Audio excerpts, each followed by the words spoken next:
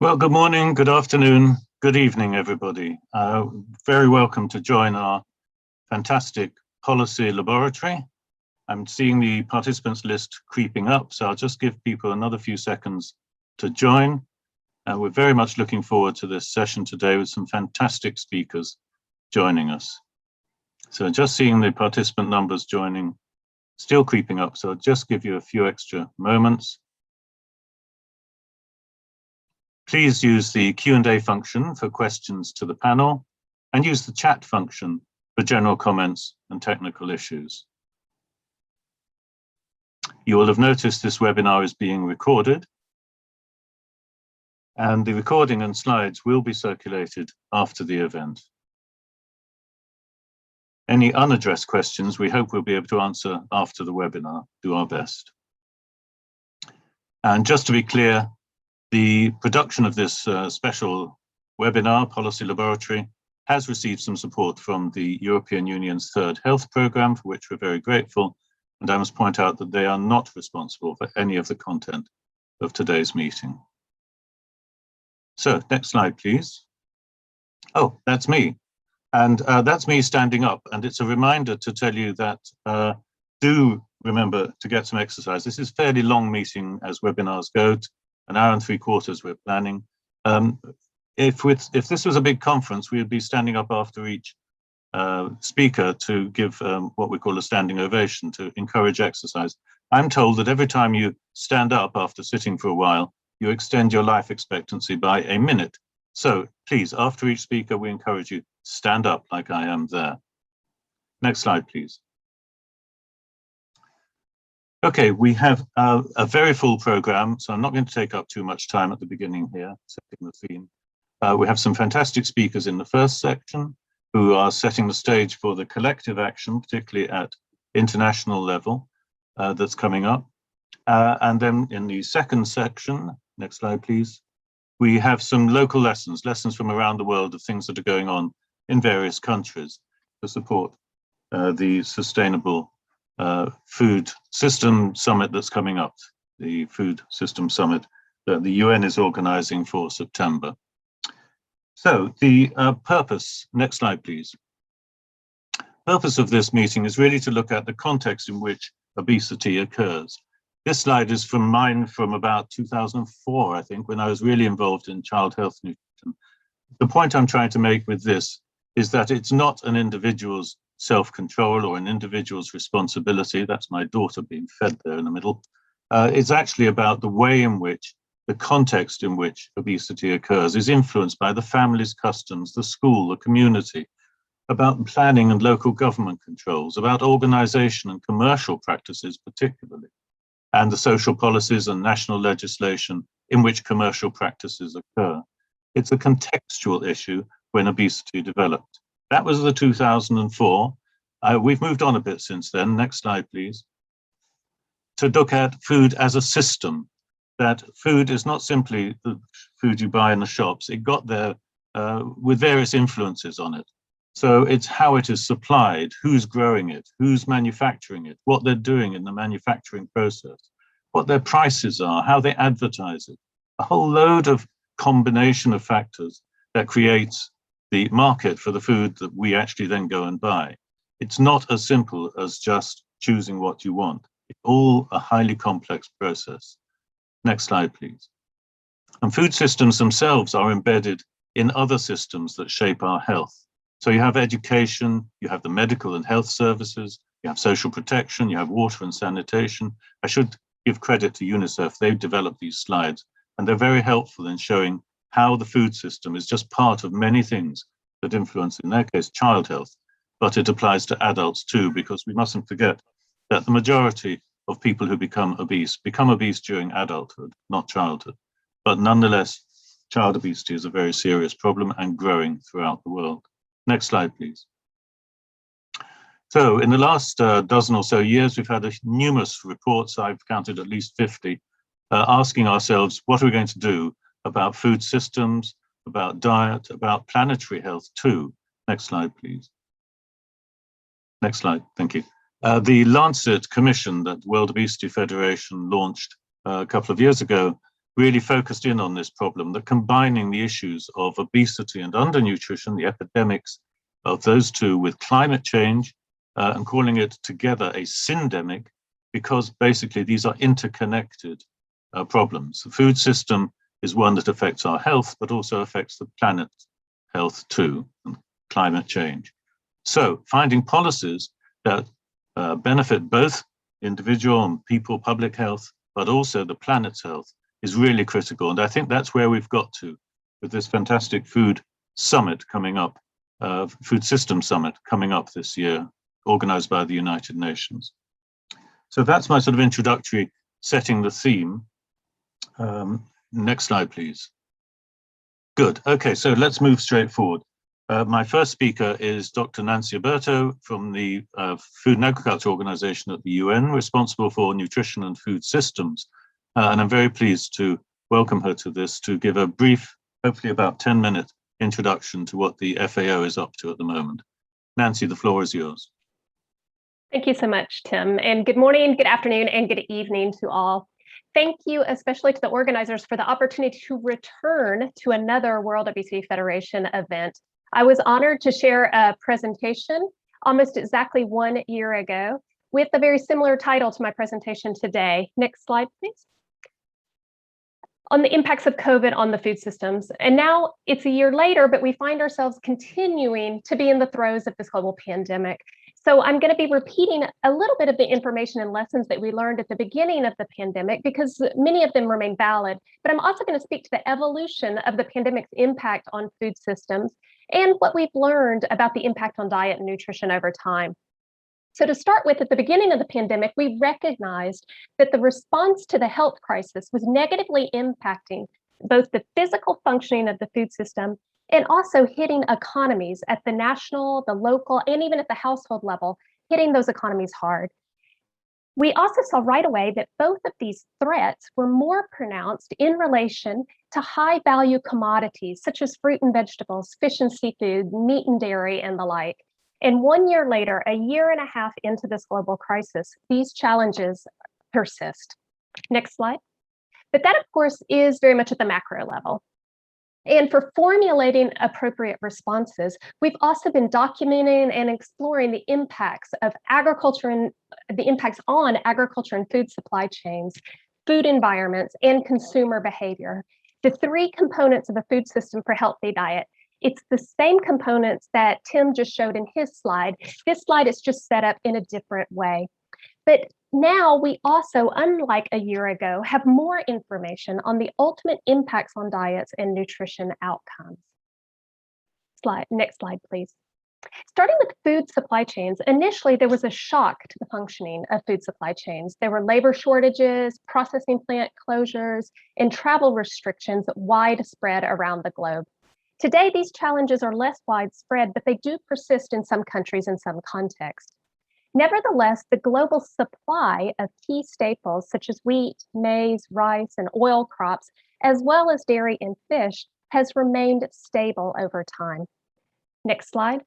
On the other hand, though initially the global prices of key commodities were not highly impacted, unfortunately, that story has now changed.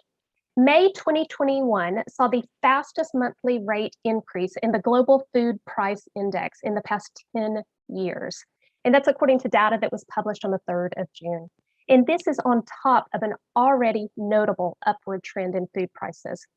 So though global food supplies have been stable, prices have increased on global markets in the latter part of this pandemic. Next slide. Moving on to food environments, initially the major challenges were related to physical access due to things like school closures, market closures, and restrictions on movement. There have been some innovations to mitigate these challenges in some context.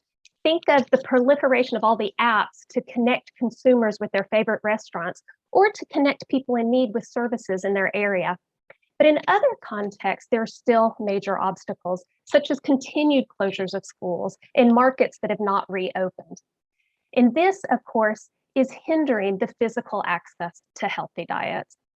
Furthermore, there are new challenges as well, such as the documented expansion of inappropriate marketing and what's now been given the moniker of COVID washing, or misappropriating attributes of food to the mitigation of effects of the pandemic in order to promote less nutritious or highly processed food products. Next slide. Furthermore, macro and microeconomic impacts of the responses to COVID continue to negatively impact economic access to healthy diets. These numbers on the slide here are drawn from FAO's data lab that uses big data and crowdsourcing to show daily average price changes in a variety of food products. And this change that you see here is between February 14, 2020 and yesterday when I drew the data. And you can see that all of these diverse fresh food products were roughly 10% higher or more in price in local markets between pre-pandemic and yesterday. And this is an even more dramatic increase than what I shared in a similar forum in July of 2020, and that shows the persistence of this particular challenge. Next slide. All of the drivers that are affecting food supply chains and food environment are impacting consumer behaviors as well. Perhaps the most dramatic is the reduced purchasing power and its effects on our behavior in terms of food. The European Food Banks Federation has a great data set, and their data shows that across the European Union, there was a significant increase in the utilization of food banks at the beginning of the crisis. And unfortunately, this increased demand has continued throughout the pandemic, even up until today. Next slide. Reduced purchasing power has also resulted in negative coping strategies, such as eating less preferred food or reducing serving sizes, buying less food or buying less expensive food, which often results in consumption of more starchy staples and highly processed foods that, again, are oftentimes high in fat, sugar, and salt. Next slide. And now we're starting to have more data on the ripple effects across the food system on diets themselves. However, the empirical data are still rather limited, and the results have not been particularly consistent, as you can see by the examples on my slide here. But what we can glean from the situation is that the situation is complex and that it's context specific. And very importantly, the benefits and the harms to diets are unlikely to be distributed evenly across different population groups within any country or within any given context for that matter. Next slide. And though the picture on the impact on diets is not crystal clear, we do now have modeling estimates that give us a sobering indication that all forms of malnutrition will be worsened due to this crisis. A recent World Bank report estimates that by 2022, the pandemic could result in dramatic increases in child stunting and child wasting and a number of indicators related to maternal malnutrition. Next slide. Other studies also indicate that the negative impacts of lockdowns and restrictions on movement could worsen childhood obesity due to both changes in diet and changes in physical activity. And there's ample evidence that malnutrition in all of its forms increases risk of severe symptoms and poor outcomes from infectious diseases, including COVID-19, setting up a vicious cycle. Next slide. But further to our predictive models on the impact on nutrition outcomes, as of yesterday, we can now share the results published in the 2021 State of the Food Security and Nutrition in the World report. This report provides empirical data on the impact of COVID on hunger and food insecurity. Some of the top line results are that global hunger increased by roughly 161 million individuals in 2020 over 2019. And in 2020, nearly 1 in 3 people in the world was affected by food insecurity. The increase from 2019 to 2020 was equal to that of the previous 5 years combined. And healthy diets continue to be unaffordable for roughly 3 billion people worldwide.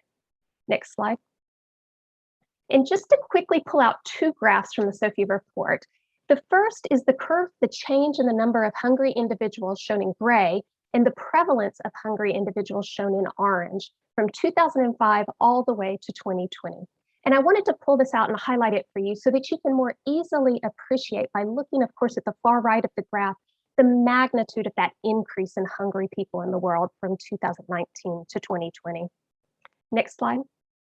And the second graph I wanted to show is the impact that this spike in hunger is likely going to have on our ability to reach zero hunger and the diet-related targets of SDGs.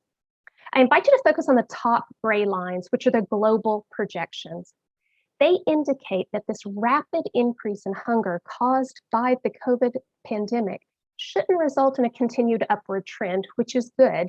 However, if we don't take dramatic action, we will not reduce hunger to even the 2019 levels by 2030. Next slide. And these numbers on hunger and food insecurity are not only the first global documentation of the impacts on people's nutrition associated with the disruptions that the COVID pandemic has had on food systems, they're also sharing vital lessons that we should take to heart in addressing all forms of malnutrition. First, the SOFI 2019 taught us that food insecurity is associated with overweight and obesity in not only high-income countries, but also in medium-income countries. If we have documented increases today in food security and hunger in all contexts, we need to act now to stem what might be a rising tide of overweight and obesity associated with food insecurity. And secondly, the results show that inequality has been worsened and has led to much higher negative impacts from the pandemic to those who can least afford it. We need to act in an inclusive way to reverse this troublesome pattern. Next slide. In conclusion, we must act swiftly and we must act with resolve towards a transformation to more efficient, inclusive, resilient, and sustainable food systems to enable healthy diets for all and end hunger and malnutrition in all of its forms. Thank you, and back to you, Tim. Wonderful. Thank you very much, Nancy. That's a fantastic introduction to the webinar today and a frightening set of statistics on inequalities, particularly 3 billion who are not eating a healthy diet, cannot afford a healthy diet. It's quite astounding and a shame on the country. I have a question, well, I have two questions really. One which I think we'll keep for later, which is about why we're having such problems. What's the pushback against having progressive policies to change these things? But I have a specific question we've just got time for, I think, come into the Q&A from Catherine Conlon. Why are global food prices rising, as you showed, if supply is stable? Do you have an easy answer to that one? I don't have an easy answer to that, Tim. But I think that it just shows that it's not that we don't have the capacity to feed everyone around the world. We need the political will and we need the coordinated efforts to make that happen. Good. I think I might give an additional answer as to why prices might be rising. There are labor supply issues, particularly during COVID, which could affect the actual supply of food, transport and delivery of food to places where it's purchased. And there are also opportunistic advantages taken by companies who think that during a crisis, you can always exploit a crisis for profit. However, I'm trying to be apolitical today, so I didn't say that. I'm very pleased now to move on and to welcome our next speaker, Dr. Joe Jules, who's the nutrition specialist at UNICEF, New York headquarters in the USA. So, Joe, the floor is yours. Thank you, Tim. And can I just check that everybody can hear me okay? Yeah, we're see hearing me fine. Okay, Yep. Great. Next slide then, please. So thank you very much for the invitation to join the webinar this morning. And thank you to Nancy for setting the scene so well and also presenting the data that was published yesterday with the SOFI. All the agencies were very pleased to contribute to that report. So the focus of my presentation is just really to again look at the food systems and try to get across why UNICEF is increasingly working through food systems as well in order to achieve the nutrition outcomes for children and adolescents that we want and need to see. Next slide, please. So, I mean, as I just alluded to, food systems are increasingly at the heart of UNICEF's approach to maternal and child nutrition. Our new nutrition strategy 2020 to 2030, which I will share the link in the chat after my presentation, which is, I think, well worth reading in terms of looking at all the ways in which different systems have an impact on child nutrition, and the way in which we can have positive impact if we take actions through multiple systems. And there are, at least 5 systems that UNICEF prioritizes in order to address and improve nutrition outcomes, including the health, water and sanitation, education system, social protection system. But at the heart of it really is the food system. UNICEF is convinced that we cannot achieve our goals for child nutrition without improving the functioning of the food system. And what we want to achieve through working through multiple systems is that these systems are better equipped and more accountable to deliver nutritious diets, nutrition services, and positive nutrition practices for children, adolescents, and women. Next slide. And why are we increasingly focusing on food systems? I mean, Nancy just gave a really good justification for this, and of course FAO as one of the lead agencies working on the food system, including with a nutrition perspective, has been advocating for this for many years. But UNICEF is also seeing the same problems that Nancy spoke to, and in our State of the World Children report in 2019, which looked at nutrition for the first time in 20 years, and really had the narrative around the changing face of malnutrition in a changing world. What came out first and foremost was that the food system is failing children.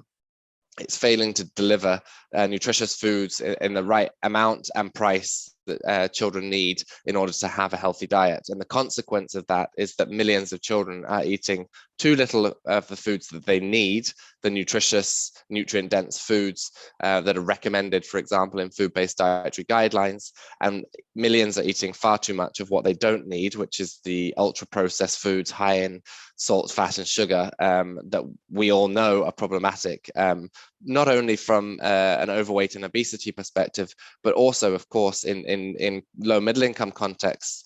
High consumption of ultra-processed foods can also be problematic in terms of micronutrient deficiencies, because they don't actually deliver the essential nutrients that are needed as part of a healthy diet.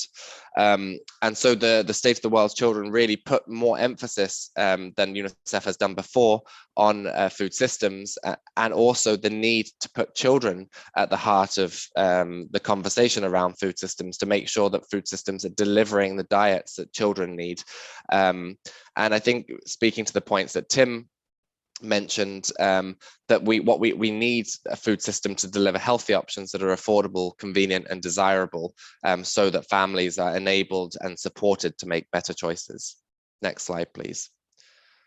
And I just wanted to give you a touch or a flavor of what a systems approach looks like in action, and how it informs UNICEF's programming approach in countries. So obviously UNICEF is advocating for the right to adequate nutrition for every child, everywhere, in all contexts. And actually that was one of the shifts in our nutrition strategy 2020-2030, was to underline the universality of our agenda and recognize that we also have a role to play in high income countries. But obviously our footprint and our presence is most strong in lower middle income countries, where we actually run programs and support governments to design their own policy and programming response. And so we actually have to think about, what is the support and technical guidance we provide to countries, and how do we articulate the systems approach that we want to achieve in so doing. And so this is an example from the complementary feeding period, so children aged 6 to 23 months, where actually, there is a high risk that children fall off track in terms of, what is a healthy diet and good growth, because here is when there's, growth can falter, but also looking at the other perspective, this is where unhealthy dietary behaviors may start. And so going back again to the key determinants of good nutrition, which is adequate foods, adequate services, and adequate practices, we can also look at what are the strategic actions that are needed, or what might be the gaps at the country level in terms of what the food system needs to do, what the health system needs to do, and what other systems also need to do. And that then informs the programming response that we do through, for example, support to get policies in place, but also what needs to be done at the community and household level. Next slide. And so when we think specifically about the food system, Tim has already shown this Insecurity food systems framework that UNICEF has developed together with GAIN a couple of years back. And really it breaks down the food system into a number of domains that are important in order to ensure that the food system is delivering nutritious diets that are affordable, available, and appealing. The food supply chain is a very important domain, and this is where many other agencies have a more important role perhaps than UNICEF in this space, but UNICEF can contribute, for example, in contexts where micronutrient deficiencies are high. UNICEF may be contributing, for example, through the mandatory large-scale fortification of staple foods, but also the flip side, for example, in contexts where processed foods are very high in salt, fat, and sugar, we may want to sort of look at what are the opportunities around reformulation. Then the critical spaces in the middle around food environments, and that's something that we really are trying to get across as UNICEF around the importance of food environments and healthy food environments for children's diets, both at the external but also personal food environments, so that a bit closer to the families in terms of, okay, maybe they're living in a okay food environment, but there are certain aspects, and this comes to the inequalities, that certain families aren't able to take advantage of it because of accessibility, affordability, or convenience issues. And so there are a number of questions that we can ask when it comes to food systems. What are the food system challenges for children's? Who is affected and where? Because it's not everybody is not affected in the same way. And what are the actions that can be taken? And I just want to use my last 2 minutes on what are potential areas of opportunity. So next slide, please. Staying on the topic of food systems, I think this is a really interesting paper that I would encourage people to read. And I think one point I want to make with this slide is that we know how important food environments are as a dimension of food systems in terms of driving behaviors, yet not so much work has been done in lower middle income countries on this topic. And so I think one of the things that we should be doing as a community is working more on food environments in lower middle income countries and looking at what are the opportunities to transform food environments through some of the policies that we will discuss further in terms of marketing, availability, retail spaces, etc. Next slide. And then the second one, I also think in terms of an advocacy narrative framing topic, I think we have an opportunity to actually do a lot more qualitative work as well around food environments. So understanding children's lived experience of food environments. Why do I say this? I say this for two reasons. One, it can be very difficult to advocate and actually motivate governments to take action in this area and to transform food environments through these progressive policies that Tim mentioned. But second, actually understanding the lived experience of food environments can help identify problems, blockages, bottlenecks, and try to explain why, okay, we have programs or policies in place, but why aren't they working for certain different communities? And that can also help identify solutions to overcome some of those gaps that we are identifying. So I'll stop there because I know we have time for questions and answers later. So thank you very much for your time. That's brilliant. Thank you so much, Joe. That's just the presentation we needed. What it's showing is that UNICEF and FAO are both now in the same game, looking at how food systems operate, how they affect human health, and what we can do about it. I'm very pleased now to move on to the third speaker in this section, who's looking at sustainability. Thank you.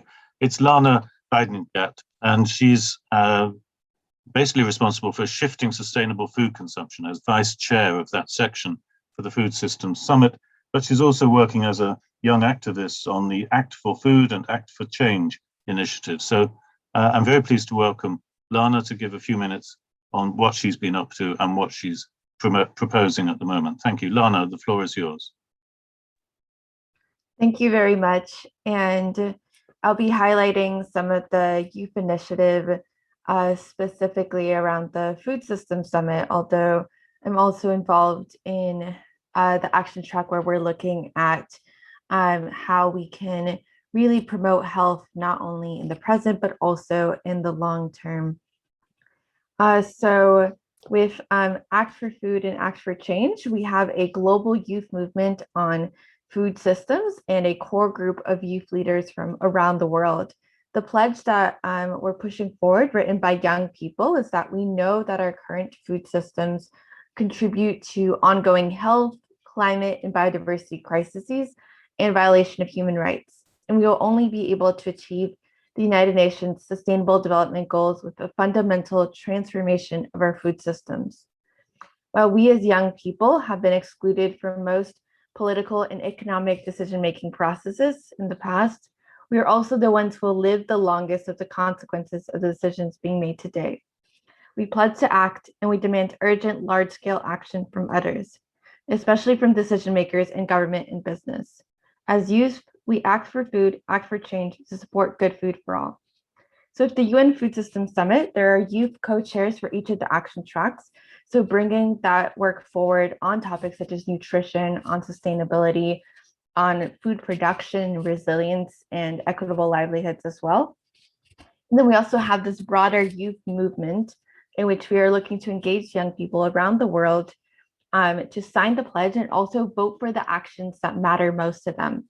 And with the actions that young people have been putting forward, some of the interesting things that we have seen is that young people have proposed policy actions around restricting junk food advertising and promoting healthy food. They've also brought forward the topic of healthy, sustainable meals in schools, making sure that healthy and nutritious foods such as fruits and vegetables are more accessible to all through policy environments, including through young people have also brought up subsidies and redirecting subsidies and finance towards sustainable, nutritious, climate-friendly foods. And we are also conducting a consultation right now, actually, for the UN Food System Summit that young people can participate in. And through that forum, we've also heard time and again, young people really emphasize two main things, which is that as youth, we cannot separate health and climate change impacts, because for us, our health will ultimately be impacted by climate change. So we're talking about healthy futures, healthy diets, that ultimately links to sustainability as well. And the second thing is that human rights is really at the core of everything. So we've heard time and again, young people talk about emphasizing human rights and empowerment of all. And that is a key point that I want to bring forward as we go into this policy discussion, because young people, when we talk about youth, we need to talk about all young people. And that means also the young people who will be impacted by policies around nutrition and around health. So making sure that as we go into this area, that policies aren't targeting people of a certain appearance or perceived weight, because that can be really of concern. And also that we make sure that health is not looking at just an appearance or someone who looks, because someone who looks overweight you could actually be healthier than the skinny person standing next to them. And that's something that young people really understand. And then we also have youth involved in the Youth Liaisons group for the Food System Summit as well, and around the youth focus group. So bringing that forward as this large movement across the leadership itself, and then more broadly expanding. So that's part of the plan to bring forward towards September, is that we will have more people sign on to the pledge, continue hearing what is important to youth and children around the world, and then bring that in a statement at the summit. Make sure that youth leaders have a seat there to speak directly to business and member states, deliver the number of signatures, which right now is around 1,500, and we're hoping to get more, and bringing forward these youth efforts in each country, from South America to North America to Europe, Africa, and uplifting what's already happening in terms of youth leadership. We've talked about innovation that young people are already leading in their countries, lifting that up to the international level and bringing that forward to the Food Systems Summit as well. Thank you. That's brilliant. Thank you so much, Lana. That's very helpful to see and inspiring to see exactly what's going on. I've always been impressed that young people are so modest in their demands, and really wish they would be even more strident. Out on the street, Lana, demand more. That's my view. But then I'm old, and I used to be out on the streets when I was in my teens and 20s. That was the days of the Vietnam War and stuff like that. We used to be there, we used to shout. I don't know if it has an effect on the streets, but it's certainly good to see you actually now getting involved at the highest possible levels, UN systems, UN meetings, you're getting youth voice into there. So very good. Could you just give me a little 2 minutes of background in how the Act for Change and Act for Food initiative came about, what its history is, in brief? Yes, definitely. So we actually have an amazing youth leader as part of our team. Her name is Dipti from Bangladesh, and she first did some work with GAIN, which is one of the groups facilitating this initiative, to have basically a smaller scale idea of having young people from Bangladesh talk about how they have power to eat healthier, and also how they need that support from government and from other stakeholders. And that was very successful, and they had a lot of young people involved. And then between Dipti and also another one of our youth leaders, Sophie, they brought the idea to GAIN to actually expand this beyond Bangladesh and have young people around the world talk about what we can do, such as eating a healthier diet, advocacy, as you mentioned, going out into the streets and talking about these issues, and also the kind of support that we need from government, from businesses, from other main stakeholders, and have that happen around the world. And luckily, GAIN accepted that proposal, and now GAIN and Food Foundation are supporting young people around the world in bringing this forward. Excellent. That's very good to see. I hope you're able to convince, because I mean, young people potentially have huge voting power as they become full-scale adults active in the political scene. You know, your voice will count enormously. And I think the more you can bring home the fact that you are the next generation of democracy, as it were, in the world, and your views matter, the more perhaps influence you might have at these high levels. So we have got one question in the Q&A, but I'm going to hold that for the moment because it actually talks about working at local level and community level. And I think our next speakers in the next section are actually going to talk about what's going on, at least in their countries, if not more locally. So I'm going to hold that question. We're coming up 37. Yeah, I think I see no other questions immediately. So I'm going to suggest that we might move on to the second session, unless someone wants to pop anything in the Q&A or the chat box. I'm also monitoring. Quickly, I'll give you a few seconds just to put anything in that you wanted to clarify from our three first speakers, excellent speakers that we've just had. I see nothing popping up, so I think you're off the hook for the time being, but I welcome you three speakers back to the general panel at the end of the second session in about 45 minutes time. So let's move ourselves on, part two, lessons from, it's gone. I was just reading that out. Anyway, here we are. So the Food Sustainability Index, which Marta Antonelli from the Barilla Center for Food and Nutrition will talk about. So welcome, Marta, and the floor is now yours. Thank you very much, Tim. I'm very glad to be here today with you. So I will tell you a little bit about myself. I am an economist and geographer.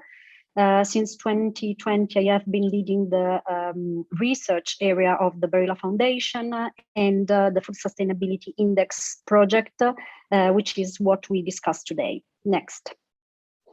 So today we discuss food systems. Food systems are broken as they fail to provide adequate nutrition to the almost 700 people who are still hungry in the world. Despite we waste about 1/3 of the food we produce. we still have 2 billion people affected by overweight and obesity, and also the agricultural sector, the food sector, accounts for about 37% of anthropogenic greenhouse gas emissions and about 70% of freshwater withdrawal, and this reaches up to 90% in water-challenged and low-income countries, going in competition with other sectors, and namely with domestic use, for example. Next. So it's with the purpose of contributing to measuring food systems with a holistic approach that in 2016 we kicked off the Food Sustainability Index program with the Economist Intelligence Unit. So basically the FSI looks at national food systems in a number of countries. We started with 34, now we are at 67, and by November this year we will reach 78 countries in the world. We look at both outcome indicators and process indicators, qualitative and quantitative. And with this effort, we have been trying to understand how food systems in these countries are going towards being more resilient, healthier, sustainable, and also to enable the 17 SDGs to be achieved by the year 2030. Next, please. So a few months ago, we released the Europe and Food report. This is a report that looks at agriculture, that looks at nutritional challenges and also food loss and food waste in the European Union and also the United Kingdom. So these issues we know are of huge relevance for the contribution that food systems can make to the European Green Deal pathway towards decarbonization by 2050, and also as put forward by the Farm to Fork strategy, which recognizes maybe for the first time such consistency in Europe, the inextricable link between healthy people, healthy societies, and also healthy communities. So later this week, we are going also to release a paper on the G20, a group of countries that has the responsibility to pave the way towards healthier, more sustainable, and more resilient food systems, as they account for about 60% of the global population, 75% of greenhouse gas emissions, and about 80% of the economic output. So it's very, very important that to shed light on the challenges, but also the commitment that these countries need to make for advancing towards sustainable food systems. Next, please. So our analysis of the European Union and the UK has revealed that there are alarming trends in nutrition. Overweight and obesity are a serious challenge from which no country is exempt in Europe. About 60% of adults are affected by overweight and obesity, and at least one child in 4. So these are risk factors for the development of non-communicable diseases, and Europe is indeed the continent which is most severely affected by this disease, which represents the leading cause of disability and death. We have observed also and highlighted that life expectancy at birth has increased from an average of 69 years in 1960 to 80 years in 2016. But that if we look at healthy life expectancy, we see that it is 10 years shorter on average than overall life expectancy.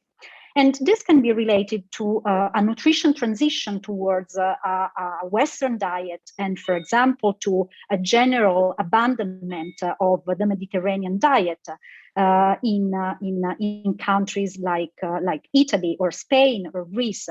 And furthermore, as Tim has already highlighted, most populations across the EU do not attain the recommended levels of physical activities. And so what is the response or the actions that we need to make? Well, we suggest that there is still a large potential to unlock healthy and sustainable diets, for example, by releasing eating guidelines that in Europe are published at national level, but are not updated, say, at the same rate, and also do not always integrate sustainability concerns. In fact, only in a few countries, such as Germany and Sweden, sustainability and healthy concerns are integrated, are considered in a holistic way in eating guidelines. And last but not least, we think that education on nutrition is very important, has a large potential to pave the way towards more sustainable and healthier food systems. We can just looks like we've lost her. If someone can communicate with Marta directly to say we've lost her, but we'll come back to her when the connection is remade. And in the meantime, I think we'll have to move on and see if Nikolai is able to. Okay, thank you. So we thank Marta for the contribution she made then. I'd like to come back to her because she was going to talk a little, I think, about the Food Sustainability Index, which is particularly important. However, when we get her back, we will look at that. In the meantime, we're very lucky to have Nikolai Pushkarev, the policy coordinator for food systems and NCD prevention at EFA, the European Public Health Alliance. Nikolai, I'm going to hand over to you. The floor is yours. Thanks so much, Tim, and really thanks a lot for inviting to this very inspiring meeting. And so what I'll do is try to give a quick taste about what's cooking at the European Union level on food systems and health, and as doing so, highlight one especially promising initiative, which is actually an upcoming full-blown EU sustainable food systems law. Can we do next slide, please? Yeah, so just quickly, so EFA is a the European Public Health Alliance is a European civil society alliance in Brussels. We have about 80 members across Europe, and we work to improve health, strengthen the voice of public health in Europe, and I'm indeed responsible for the food systems NCD prevention side of it. So next slide. The next slide will be, yes, showing a kind of a quick overview of the main architecture of the main policy packages, which are now active at the European level, which are mainly having a direct relevance for food and health. Three of these initiatives are quite new, and one very good old one, the Common Agricultural Policy, but which nonetheless brings something new every 7 years during its reform. The latest of which just actually has been finalized a few weeks ago. And so of the new initiatives, there is the big flagship European Green Deal, which is meant to address a wide range of environmental concerns and sustainability more widely, ranging from climate to biodiversity to just transition. As part of that is the farm to fork strategy for healthy, fair, environmentally friendly food system, which we'll go into in further detail later on. And in parallel, the so-called another flagship initiative, Europe's Beating Cancer Plan, which deals with cancer from prevention to treatment to care, and which also has some food relevant provisions, which kind of fills some of the gaps in the farm to fork strategy. Now, as an overall quick assessment, I think it would be fair to say that the Commission has put a lot on its plate this legislative period. And this is not at all, I would say, a sign of EU overreach, but I would say rather a reflection of a kind of dawning realization that very little has actually been achieved over the last years compared to the real big challenges that the food systems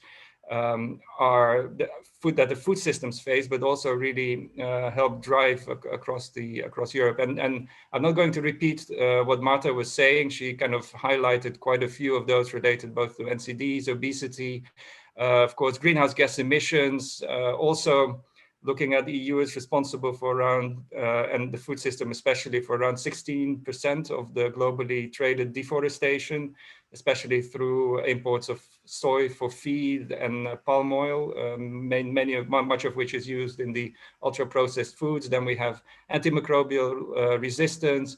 We have poor working conditions quite often in the food and farming sectors.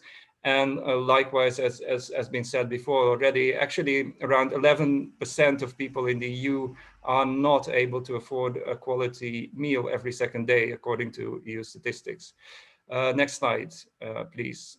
So indeed, the farm to fork strategy, this is one of the key really strategies, food policies in a way, which in its narrative at least takes a systems approach, which is kind of already good. So it connects the health of people, of societies and planet, which makes lots of sense indeed.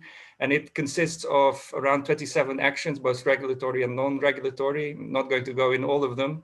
But it really looks across the supply chains, and just a few to highlight is mandatory front of pack labeling, which is meant to be proposed for the EU as a whole, minimum criteria for sustainable, healthy public food procurement, which is an interesting measure as well. And something that we'll jump later to is the so-called Sustainable Food Systems Law regulatory framework. Next slide, please. Then kind of paralleling, I would say, the farm to fork strategy, you have the so-called cancer plan, which is meant to address the disease throughout the disease cycle. And it fills some of the gaps of the farm to fork strategy. For instance, it speaks about potentially a taxation on sugar, also across the EU, some kind of activities around marketing, and an update of the bloc's Childhood Obesity Action Plan. And I think it's interesting to observe here a kind of an evolution that has taken place, because not so long ago, the T word, so tax, was really unutterable. And just to think that the Commission would even come with a measure or even suggest a measure of this was really seen as outlandish in a way. And the fact that it's there shows actually how much this has normalized by now. At the same time, the M word, namely marketing, while it's been mentioned and out there for a longer time, it actually remains very poorly addressed. It's mentioned, but in terms of ambition, we're kind of not even near where we should be. And it really feels as kind of the next frontier. And it seems to be going really to the heart of some of the business models, and in a way that's probably not yet, the depth of which is probably not yet sufficiently realized. Next slide, please. And just to highlight, I think there was one before on food environments, if I don't mistake. Oh, okay, there seems to be one that has lost, but I just wanted to highlight, and also coming back to what's been said before, there's fortunately been a very consequential, I think, change in the framing of some of these policies, namely the idea of food environments has actually finally entered the policy narrative, and it's more and more kind of taking center stage, which was never the case before. And of course, people are kind of, and organizations are still sort of grappling with that means for them, but nonetheless, it's becoming more and more prominent in discussions. And from a public health perspective, of course, this means that basically the most effective, equitable way to change eating patterns is to change the structural, the structures, the context within which the food decisions are made. So it's about creating the enabling conditions for people, not putting the burden of responsibility on them. And that's really kind of a discussion that's more and more taking hold with the help of the food environments concept. And indeed, so just to focus on this slide to finalize the run through, possibly the most really consequential and transformative initiative that's on the table now is the so-called EU regulatory framework on sustainable food systems, a real food systems law, not a food strategy, but hard law, and which is meant to be proposed in 2023. And in a way, it raises as much excitement as it raises. It also raises quite a few questions, and kind of putting a few out there. For instance, how to be comprehensive, but at the same time take into account the EU's peculiar competencies, because the EU cannot do everything, and how to ensure enforceability of obligations, how to reconcile this idea of a framework law with actual actionable instruments. Is there a way for it to be designed to contain both? How to make sure that there's going to be adequate financial support to actually enable the implementation of rules. And then, of course, multiple governance questions. And actually, in a way, rather than providing recommendations, I would really welcome suggestions from your side, both panel, audience, how to design such legislation. I think there's really, the process is quite at an early stage still. And maybe you know examples of other places in the world that have initiatives like this. Maybe writing a sustainable food systems legislation has been your hidden hobby for a while, and you have a blueprint somewhere lying in your drawer. Maybe you've heard others speak of it. So yeah, please do get in touch. Please do next slide. You can see my email address there, and we can either discuss now or really, really looking forward to suggestions, because this is going to be a very important moment. So thanks a lot.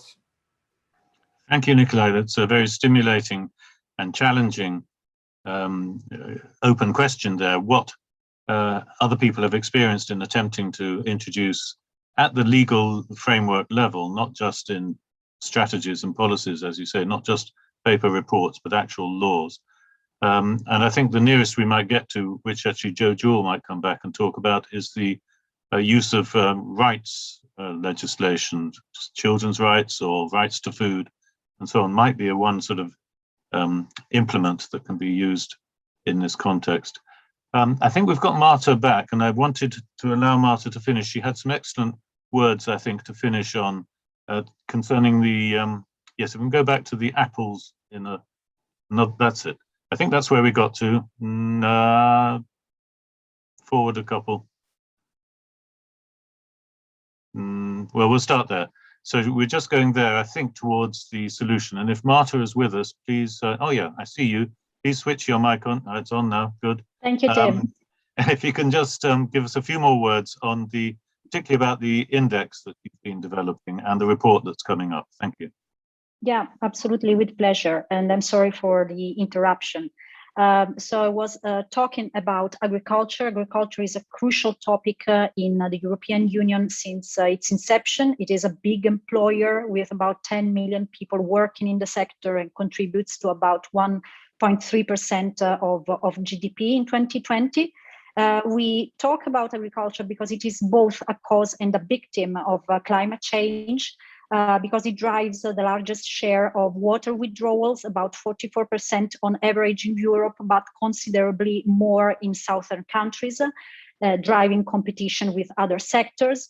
Because agriculture utilizes about 40% of agricultural land, and it's a cause of degradation of soils, especially in southern countries. And so rethinking agriculture with regenerative practices, with agroecology approaches is the way forward. And with this in mind, I think it's quite worrisome to know that the average age of farmers is about 53 years old, and there is a quite low participation of young people in farming. About 5% only of youth under 35 are engaged in agriculture, and this is an issue that I think deserves our attention.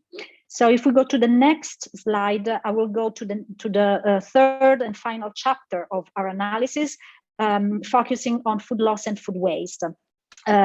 This issue requires attention due to the tremendous costs that food loss and waste place on the environment, on the economy and society overall. So in the EU, about 20% of food produced is wasted. This causes an economic cost of over 140 billion euros and accounts for about 6% of greenhouse gas emissions in the EU. Each citizen generates about 60 kilograms of food waste per year. And there are also a number of initiatives that are taking place to tackle this problem. So they include policy responses at the regional, national, and also municipal level. And it's important to highlight that there have been three important steps in the EU over the past years. First, the publication of guidelines on food donations. Second, new guidelines for feed use of food no longer intended for human consumption. And thirdly, a new common methodology for measuring food loss and food waste. So target, measure, act, and report on food loss and waste through the new EU methodology and setting binding targets in line with the SDG and especially with the purpose of halving food loss and food waste per capita by 2030 is the way forward in Europe. I would go to the next final slide just to thank you for your attention and to invite all of you to register to the webinar that on Thursday we are going to host for the presentation of the report on the G20 countries. So Fixing Food 2021. Thank you so much for your attention. Thank you, Marta, and well recovered from having got cut off. It's very good to have your professional support here. It's interesting. I assume your Fixing Food report will include more details about the actual indices you've used to compare countries and so on. Yes, I'm getting a nod. Absolutely. Yeah, good. That's what I'm looking forward to. Okay, we've got 2 days to wait, folks, and then we'll see the secrets. That's lovely. There's a couple of questions building up, but I'm going to move on and we'll have the questions for the panel shortly. So if Maria Laura Luzada is available, yes, off we go, then I'd be very happy to introduce her to talk about ultra-processed foods and food systems thinking and whether this is a missing link for the Food Systems Summit that's coming up. Maria Laura works at the University of Sao Paulo in Brazil as assistant professor at the Department of Nutrition in the School of Public Health. Maria Laura, it's your floor. Thank you, Tim. Can you hear me? Yes, thank you. Okay. Good afternoon, everyone. I'm really happy to be here to listen to all these presentations and also to talk a little bit about ultra-processed foods and our experience here in Brazil. Next slide, please. Today, a little over 10 years after the publication of the first paper that proposed the NOVA food classification system and the concept of ultra-processed foods, there is a robust body of evidence showing the relationship between high consumption of these foods and health outcomes. And this can be seen in 5 systematic reviews, these 5 systematic reviews, 2 of them also with meta-analysis showing a direct association between the consumption of ultra-processed foods and many chronic diseases.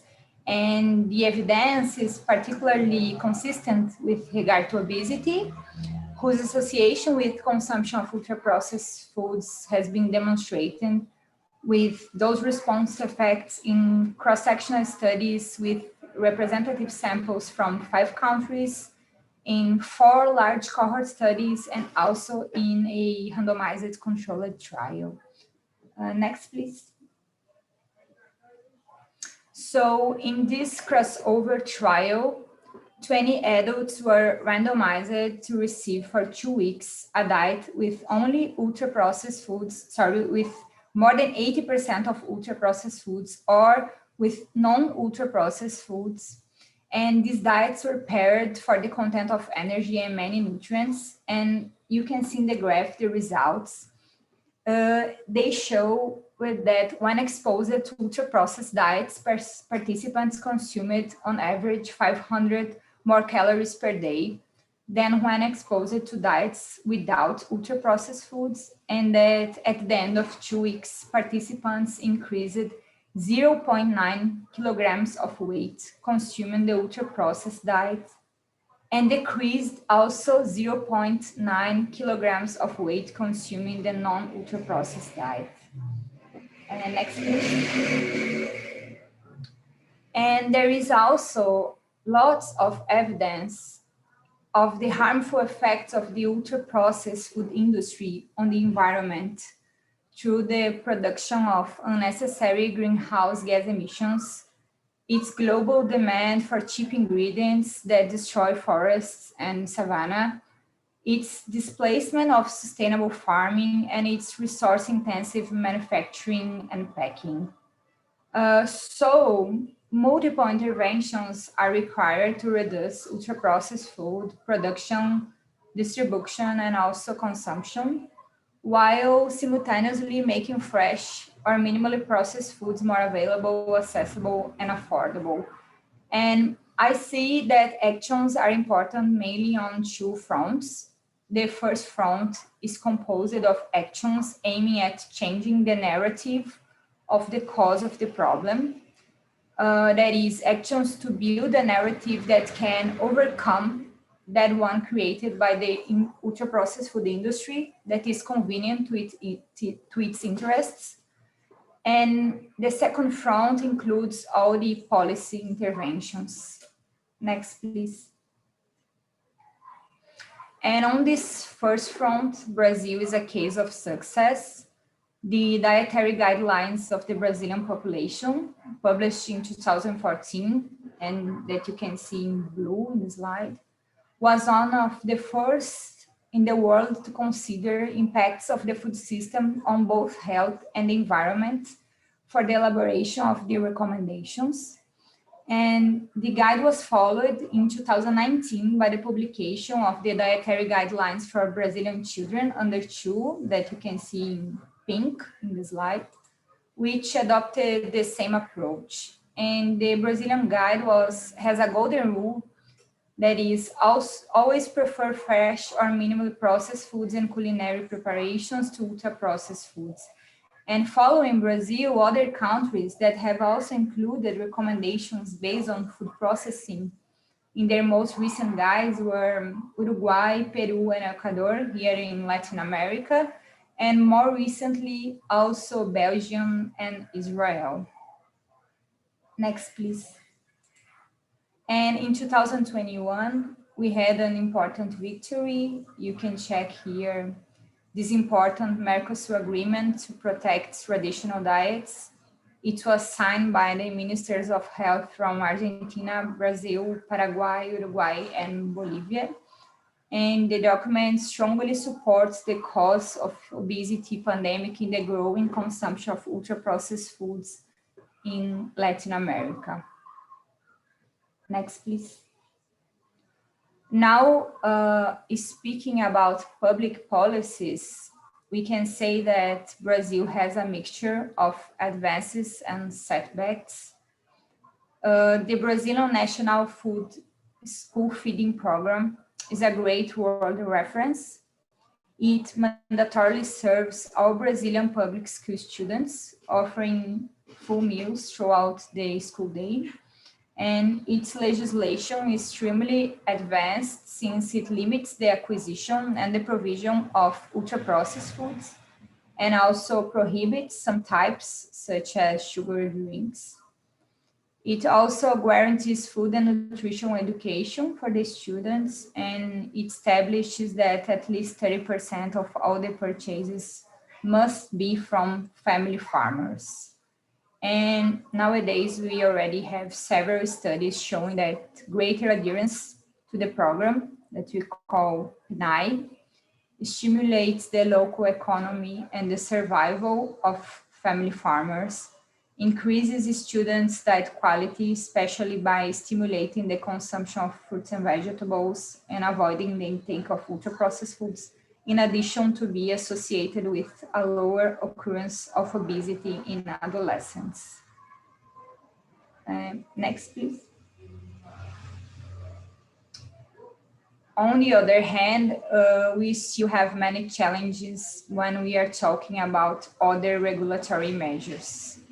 Unlike other countries, such as Mexico and Chile, which were pioneers in implementing taxes on sugar drinks and other ultra-processed foods, and also frontal warning labeling systems, which have been proven to be very successful, with Brazil, we have a lot of setbacks.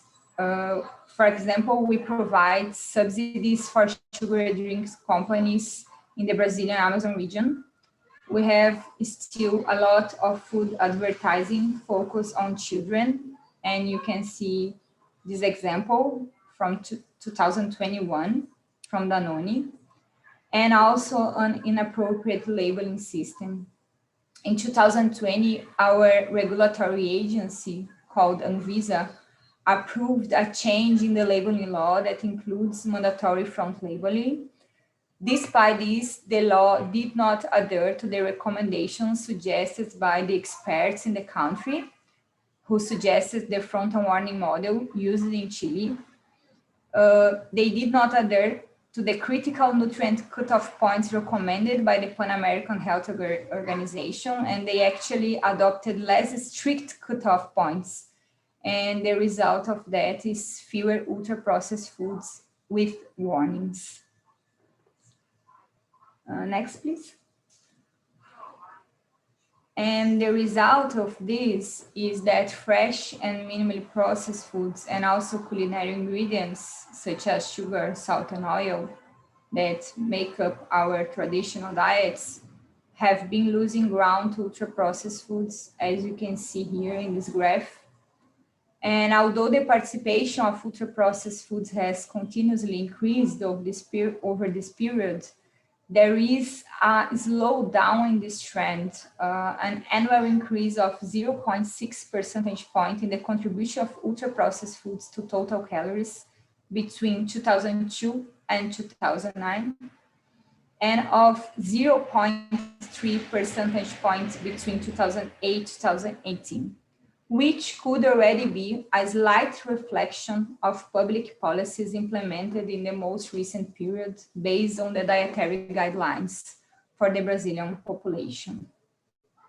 Next, please. So, despite evidence on the role of ultra-processed foods in the global pandemic and several indications about what should be done, the response in Brazil is still low and insufficient. What prevents us from moving forward is the strong opposition from the ultra-processed food industry in the country, motivated by commercial interests, and this includes the influence on civil society opinion, sponsorship of scientific research, and lobby within the government. There is also the ineffectiveness of public managers in implementing policies. As you may know, we have now an extreme right-wing government in Brazil, which gradually reduced investment in science and in our public health system, that supports denial movements, fake news, and is also corrupt. And all this became more complex when we consider the coexistence of obesity pandemic with a still uncontrolled COVID pandemic and the return of hunger in the country. And this is also partially due to the genocidal actions of the government. We have now lost 500,000 Brazilians due to COVID, and there is evidence that we could have saved 350,000 lives if the correct measures had been applied. At the same time, we are facing rising unemployment and dismantling of emergency relief programs, which result in an estimated 19 million people being severely food insecure. So our challenge in Brazil is really huge. Thank you very much, team, and all the colleagues, and I will be happy to discuss with you. That's really helpful, Maria Laura. I let you run slightly over time because I knew you had this important slide to finish, which I think really stimulates the imagination about what is going on in Brazil and indeed so many other countries in the world that is pushing against making the changes that we need to make to our food systems. So that's a very helpful quick summary from the Brazilian perspective. There are questions beginning to queue up in the Q&A, which is excellent. I'm going to move forward first to have our last excellent speaker today, who is Professor Renzo Guinto, who's at the Global Public Health Institute at St. Luke's Medical Center in the Philippines, and the inaugural director of the Planetary and Global Health Program. So, Dr. Renzo, welcome, and the floor is yours.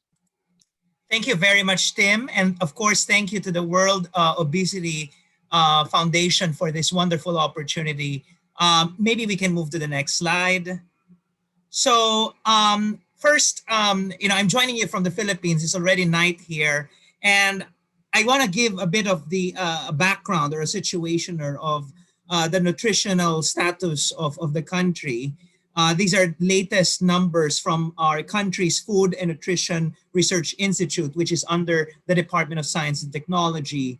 3 out of 10 of kids under 5 are stunted. 9.2% of adolescents are either overweight or obese. 28.8% of adults are overweight, and 25% of pregnant mothers nutritionally at risk. So these are real challenges when it comes to nutrition faced by a developing country like the Philippines. Next slide, please. And these nutritional challenges are expected to get worsened by the planetary crisis that we are now facing. I always say that the Philippines is at the heart of planetary health. And next slide, please, I'll tell you why. In this map, which is the map of Southeast Asia where the Philippines is located, you can see that the redder the country is, the more vulnerable the country is to climate change. And unfortunately, my home country, the Philippines, is the reddest of them all. So it just shows to you, demonstrates to you how vulnerable the country is to the climate crisis. Next, please.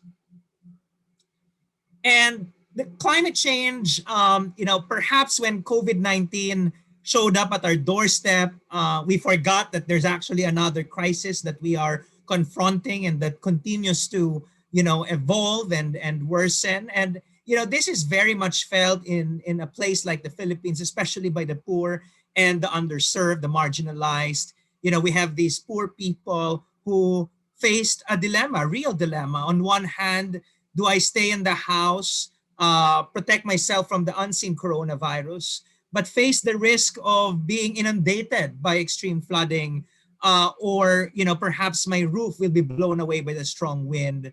On the other hand, the other choice is I move to these cramped evacuation centers, temporary shelters, safe from climate change, but certainly facing a high risk of getting the coronavirus, because as you can see in the photo, there's no social distancing to begin with.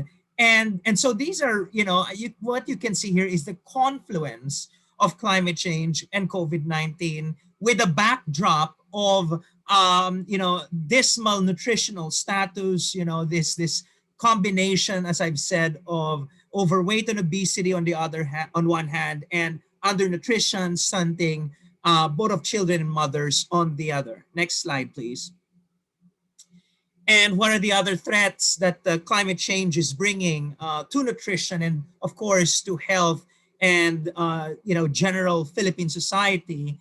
The Philippines is also facing the fastest rate of sea level rise in the world, as you can see here, 5 times that of the global average. And we know when sea level continues to rise, seawater intrudes into freshwater systems. People end up drinking water that is high in salt, salinized. And we know that there's growing evidence that the intake of water high in salt can lead to a wide range of health outcomes, hypertension, kidney stones, miscarriage, so on and so forth. Of course, highly salinized water can also affect farmlands, especially in the coastlines. And of course, ultimately people can be, and communities can be forcibly displaced as, what people would say, the sea continues to eat, the land in the coastlines. Next slide, please.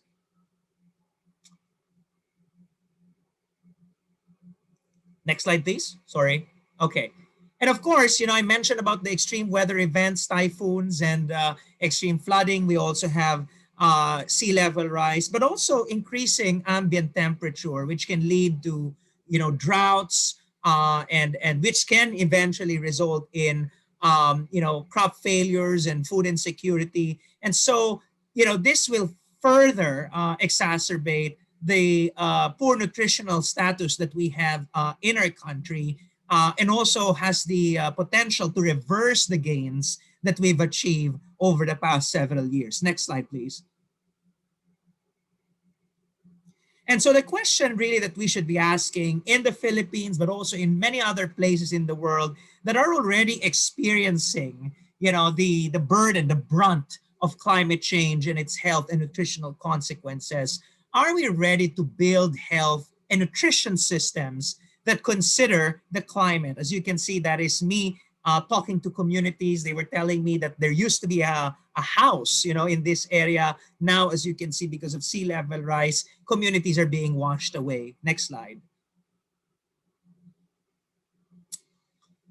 And so, what are the efforts that are being done in the Philippines? Of course, there are many challenges and barriers that need to be addressed, but there are some steps that are being undertaken. For instance, and I borrowed this slide from the country's National Nutrition Council, the Philippines has a long experience in disaster risk reduction and management and response. And part of the response is the provision of nutritional support in the context of emergencies. You can see in this slide some of the components, rapid assessments, the management of acute malnutrition, as well as micronutrient supplementation. And of course, these are implemented through proper planning, monitoring and evaluation, strong coordination across different stakeholders between government and the private sector alike. Next slide, please.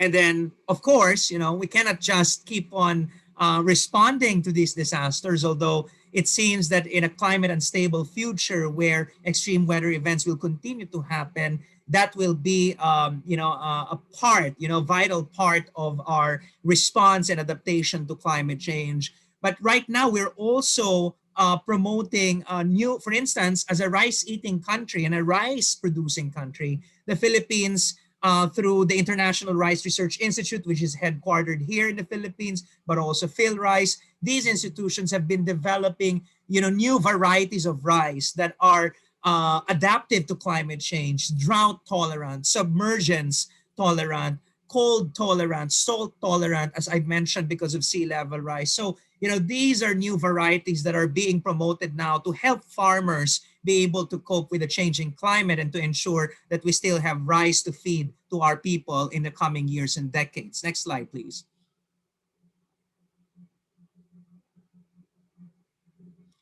And then, of course, this is an interesting compendium of climate resilient agricultural technologies, from new and innovative irrigation approaches to new ways of, crop rotation and new machineries to improve, productivity of the soil. So these are just some examples of efforts that are being done in the country's agricultural system, cognizant that the next 10, 20 years will be much more challenging because of climate change. And therefore now there are efforts to prepare our farmers to be able to adapt to these changes. Next slide, please.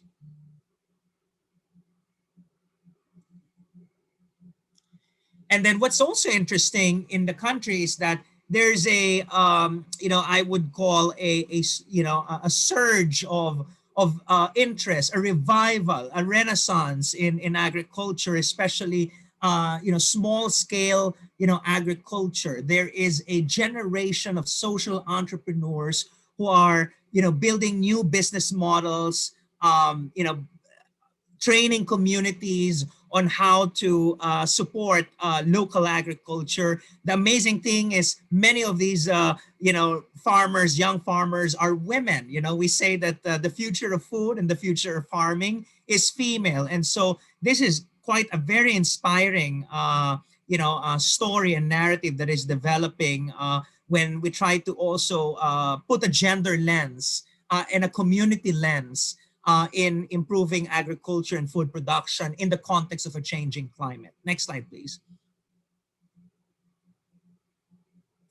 And then, of course, I've been mentioning about rice and soil and all the terrestrial food systems, but we shouldn't forget that the Philippines is a country, an archipelagic country in the tropics with more than 7,000 islands. So we're surrounded by a lot of water with, the West Philippine Sea on your right and the Pacific on your left. And so, we have a very rich marine ecosystem. There was a time when a California ecologist described the Philippines as a center of of marine biodiversity. And so climate change threatens, these marine biodiversity, our ability to harvest more fish to feed our people, especially those living in the coastlines, which can also lead to protein deficiencies in the long run. And so it's important that the fisheries sector is also involved in ensuring that we are able to keep the ability to produce fish and other forms of marine food, or there's a term, blue food, in order to feed our population in the coming years and decades. Next slide, please. And more recently, there's actually an initiative here in Metro Manila. Metro Manila is a conglomeration of 16 cities. So it's really a huge metropolis of close to 20 million people. And there's this vision that in 2050, the food system of Metro Manila, at least, hopefully the whole country will later adopt, will be oriented towards the planetary health diet, which the Lancet Eat Commission promoted in 2019, a diet that is both nutritious, good for people's health, but also a diet that is respectful of the planetary boundaries, including the boundary of climate change. And so, we're just starting with this process. Hopefully in the coming years and decades, we can realize the plant-based diet, the planetary health diet, and also part of this agenda is taking advantage of indigenous diets that unfortunately have been put on the margins for centuries even because of the commercialization and even westernization of our local diet. Next slide, please.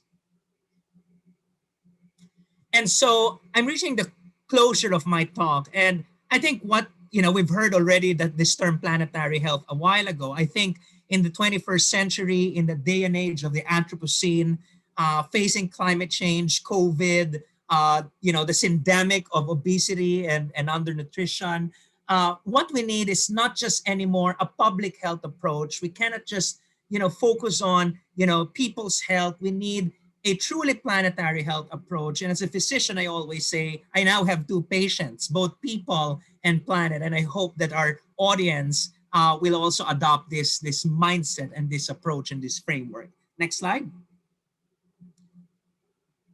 And in the Philippines, we are already promoting the concept of planetary health. We just established a vibrant network called Planetary Health Philippines, which is interdisciplinary, intersectoral, intergenerational. We need the young people to be involved in envisioning the future food system because they are the future consumers and they are also the future leaders of our agricultural systems, of our health systems. And so this is an exciting time, despite all the challenges that we're facing. We're mobilizing a wide, cadre, a new generation of leaders, students, young people, advocates who will reshape the future of food in the era of climate change and COVID-19. So next slide. Together, let's advance the health of people and planet through food. Thank you very much. Thank you, Renzo. That's an excellent and uplifting final contribution to the webinar today. It's really positive. And we're very grateful that you've been able to stay up and join us. I guess it's fairly late in the Philippines now. And it's such a beautiful country, and yet it's a red country on the vulnerable list. And I think our sympathies are with you. So I'd like now to invite all the panelists to put their cameras on, if they will, so that we can see them. Everyone who's still with us, that would be great. That's nice. Thank you. I think we've got most of you. Cameras, please, for those who aren't World Obesity staff, or even if you are, why not? That's lovely. So fine, we've had a few questions come in, some of which have been answered on the side, so to speak. Catherine Conlon is one of our most inquisitive people with lots of questions. She's actually cheekily got one into the chat list rather than the Q&A, so I'm going to read it out. She says, is part of the solution to healthy, sustainable food systems to move to address widening socioeconomic gaps between high and low income groups, as opposed to focusing on healthy eating guidelines, focusing on the causes of the causes, healthy early start, universal childcare, education, work, community resilience, and preventing social inequity? Big question, and in a sense, does poverty matter more than hunger, and how do we solve hunger if we don't solve poverty first? I think that's quite relevant. Joe, I know the UNICEF model puts the food system as only one of several systems that influence health. I wonder if you could just expand slightly on, I think you called it social protection system as one of the additional systems. Yeah, I was nodding very much when you were reading out Catherine's question or comment on it, and I think that's especially when we talk about all forms of malnutrition as well. We see that poverty and the affordability of a nutritious, healthy diet is a really major barrier. I think it was Nancy also spoke to that in her presentation. So definitely, I think that is one of the reasons why we talk about multiple systems acting in concert to address that challenge of affordability of healthy, nutritious diets. And the social protection system is definitely one of the most important ones in terms of providing families, particularly families with young children, with the financial support, for want of a better word, in order to be able to access a nutritious diet, because we know that nutritious foods are out of reach for many families. So that, I'm not a social protection expert, but we work very closely with our social protection colleagues to look at how you can expand social safety nets to ensure that the most vulnerable people in the population actually receive benefits in order to purchase a healthy diet. And of course, there are also ways in which to integrate nutrition sensitive concepts and aspects into a social protection system while still respecting the dignity of the population to make choices, but for example, to integrate nutrition counseling, breastfeeding support, optimal complementary feeding counseling into social protection, so that you're also reaching those population with supportive messages. And on the flip side, ensuring that social protection, on the one hand, you may have cash, but there are instances where you may provide support in terms of actual, the food support. Sorry, there's a van going past. And the flip side of that is to make sure that where that is provided, that you're not providing unhealthy foods in any way as part of those systems, because you don't want to be promoting ultra-processed foods as part of social protection systems.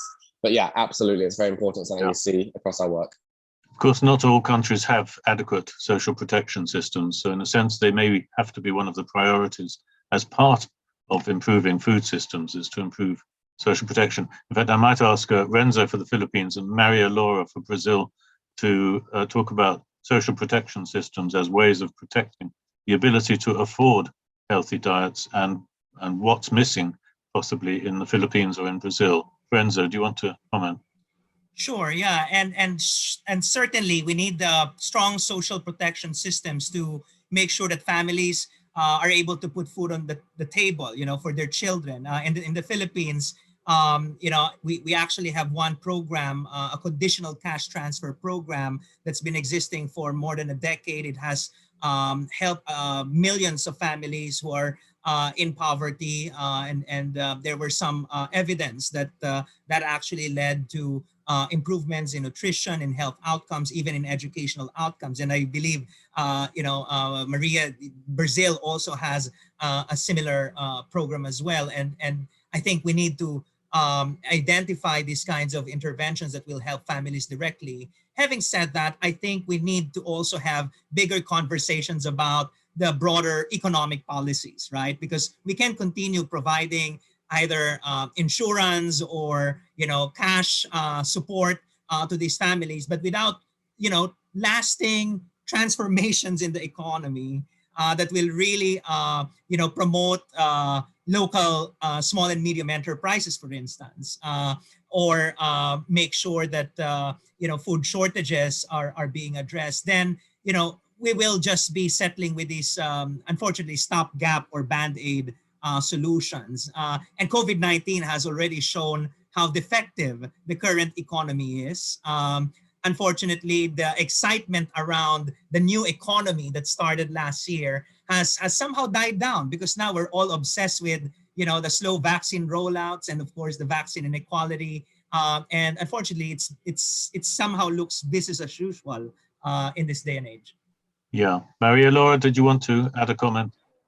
Yes, as Renzo said, in Brazil, we also have a conditional cash transfer program that we call Bolsa Família.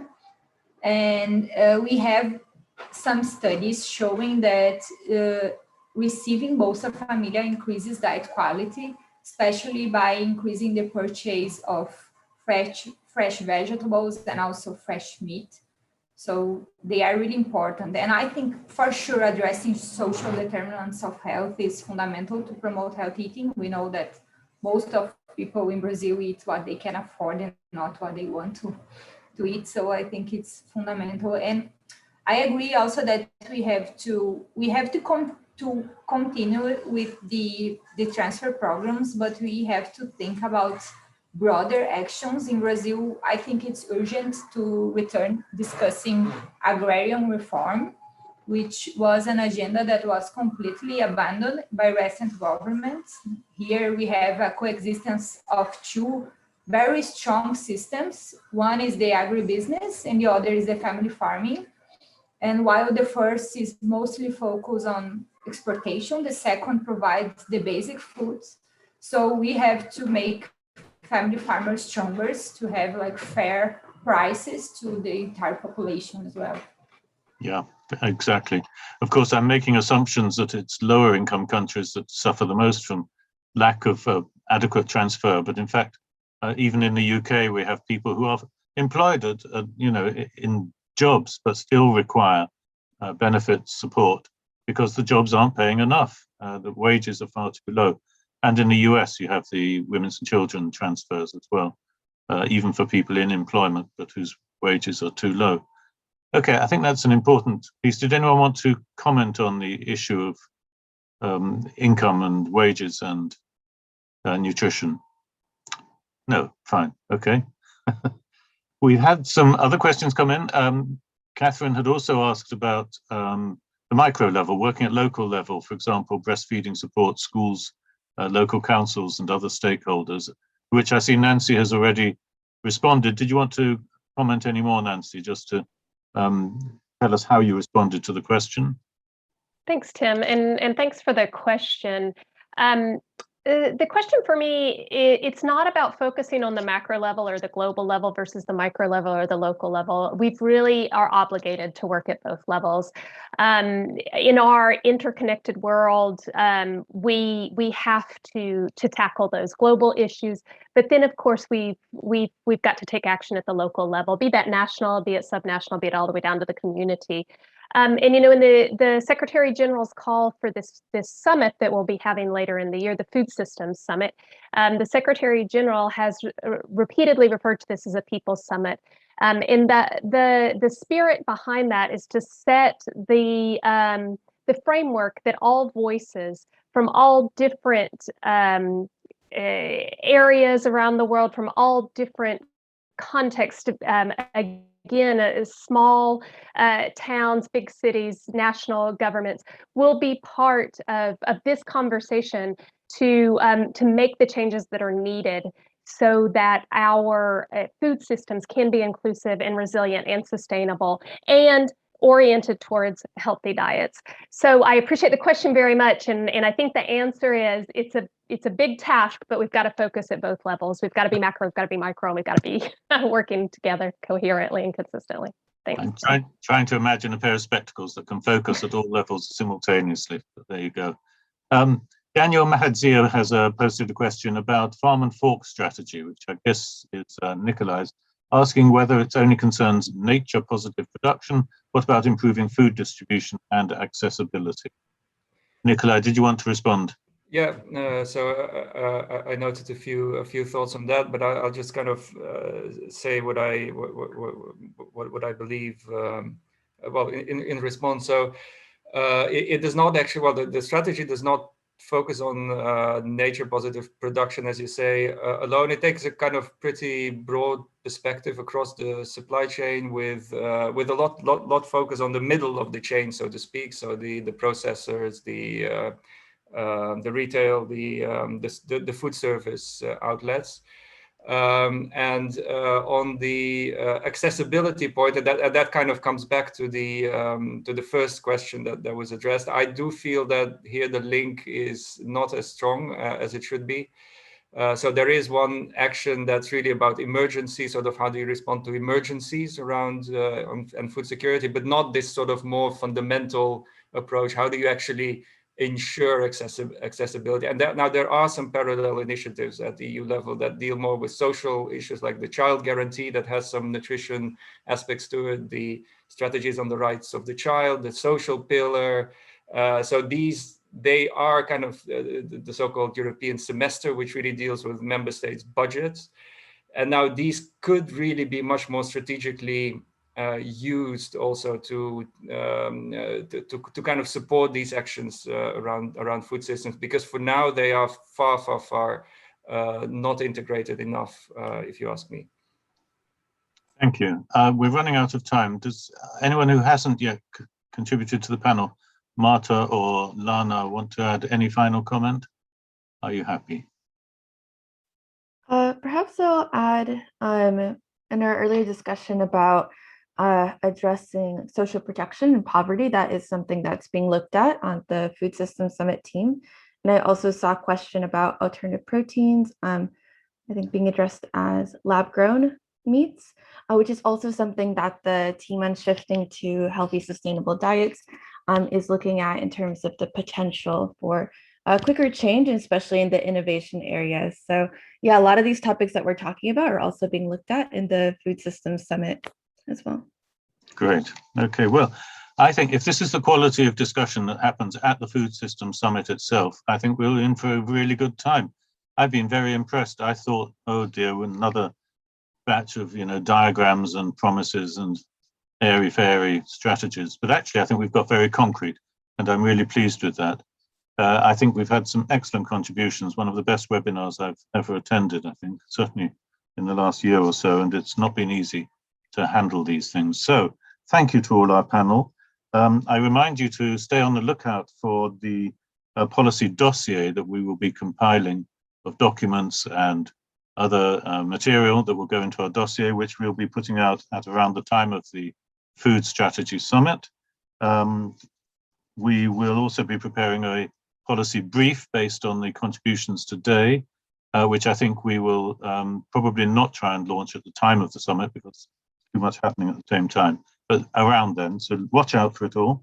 I promise you all the links that you've seen probably running up and down on the chat panel. There's lots of links there. These will be available to you when we've finished recording and prepared access to the presentations. Those will be there as well. And I think even the Q&A will be there as well. So that's excellent. Note the additional resources. We've got a few links here. Of course, they're not links if you're looking at the screen, but various documents that were mentioned and are in the links through to these documents are in the chat on the side. So I think we've had all those details. So I want to thank everyone who's participated.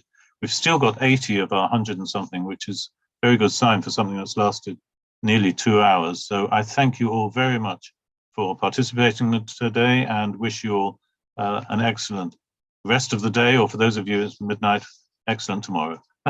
Thank you all. Goodbye.